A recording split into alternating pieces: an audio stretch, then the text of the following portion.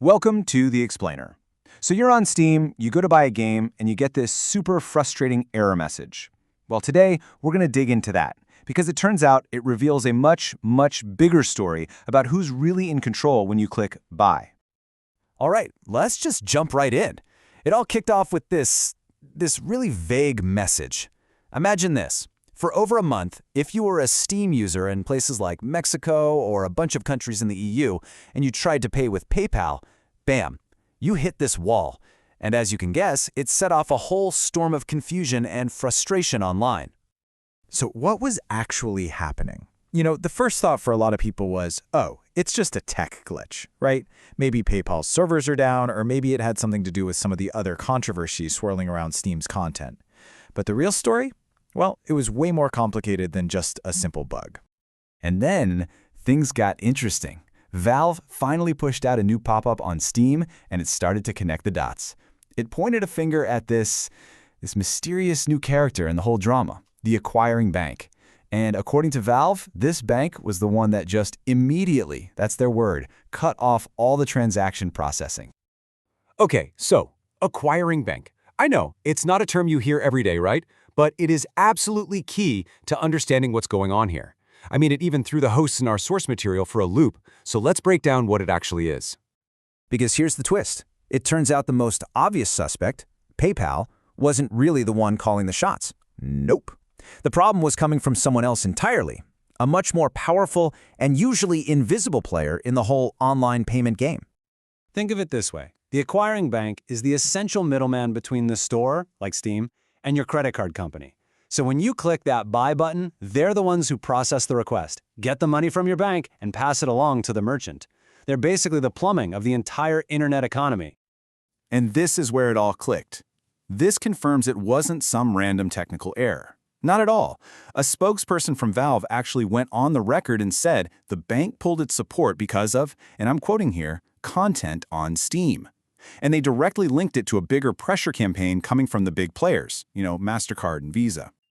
So this just flips the whole script, right?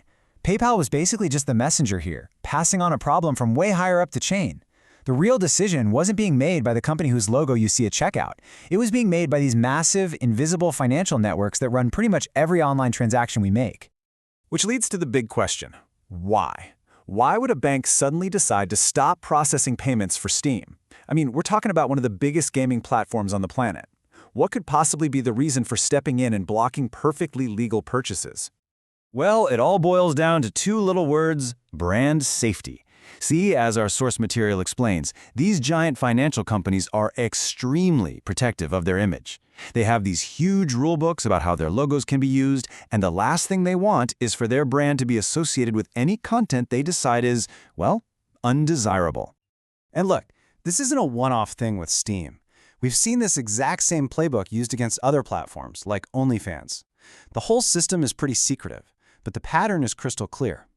The big credit card networks at the very top lean on the acquiring banks, and then the banks lean on the platforms. It's a domino effect. And this really gets us to the heart of the whole debate, doesn't it?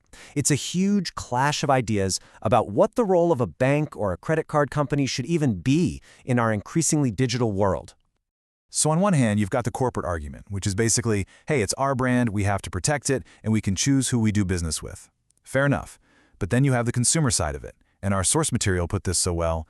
Doesn't it hurt your brand more when you're the company that stops people from spending their own money on things they want to buy? And that really is the question that's driving all the frustration, isn't it? What gives you the right? It's my money. It's a legal product. Who are you, the bank, to jump in the middle and say, nope, you can't buy that?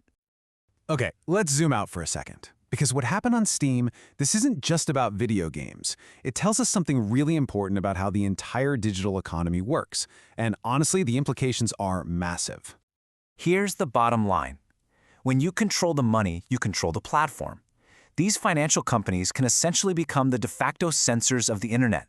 They can decide what's acceptable on huge platforms, not by passing laws, but just by turning off the money faucet. The argument from our source material on this is super clear and simple. What's the job of a bank?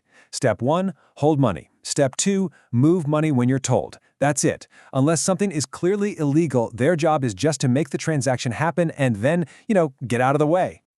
And this isn't just some theoretical debate happening in a vacuum. The gaming community is fired up, and they are pushing back hard. Our sources talk about how gamers have started petitions, they've organized campaigns.